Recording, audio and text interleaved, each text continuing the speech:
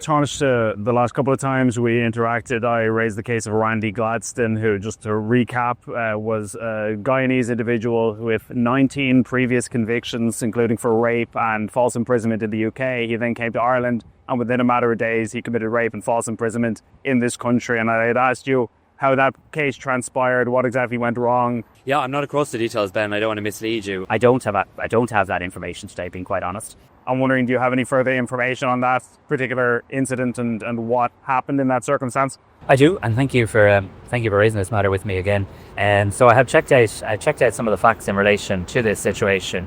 Firstly, may I say, and may I start at the most important point, this is a heinous criminal who has carried out the most horrific crimes now in this jurisdiction and in other jurisdictions. And of course, I think when we talk about any individual, as you're quite right to raise the issue, of course, I think of that horrific criminal's victims, and our thoughts are always with them as well. My understanding is that this individual did not enter Ireland through the international protection system.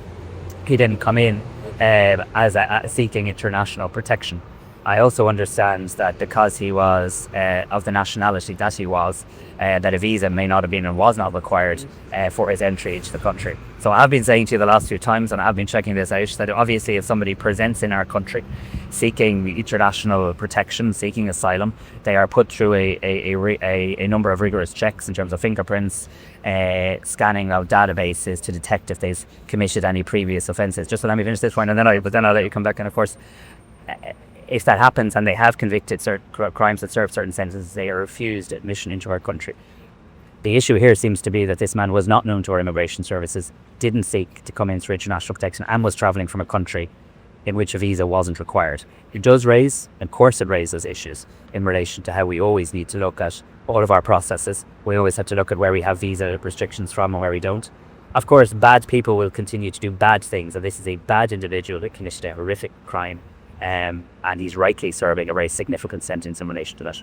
I would say on the fingerprinting point, fingerprints are taken, but according to reporting by my publication, we contacted the Department of Justice about this and found that it's checked against things like the Eurodac database, which checks is somebody an asylum seeker in another country, but it doesn't actually have any criminal component to the check. But on the more substantive point, when it comes to visa-free travel, is it not the case that we would have communication with the UK to find out are individuals who we're letting in potentially dangerous? Is this not something that we should be looking into? Yes, we should. No, there's no doubt. I mean, your point is valid. I mean, nobody wants to see heinous criminals from other jurisdictions come into our country. Of course we don't. What country in the world wants that? I suppose I was making the point, and I do want to make the point to your listeners or to your viewers and to your readers. This is not a case of somebody coming in through international protection, which is perhaps what you and I have been exchanging on, or certainly in some of my comments to you in recent weeks. This is an issue where somebody came to our country, people from that country had a legal right to come here without a visa. This person was not known to our immigration system. And I do think it raises legitimate questions about how we tighten up further our checks in relation to countries where there are visa-free travel. And I will be raising this matter with the Minister for Justice. Thank you very much.